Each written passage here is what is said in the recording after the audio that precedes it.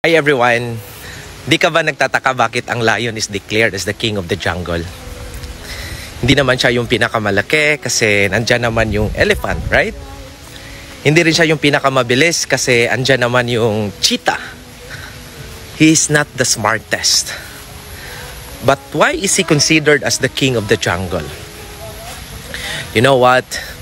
The lion becomes the king of the jungle because of this one word: mentality. The lions welcome the challenge. The lions never give up even if it's surrounded with 10 hyenas. The struggle is not finished until it's over. So, kung gusto mo makukuha mga pangarap mo, kapatid, you have to act like a lion.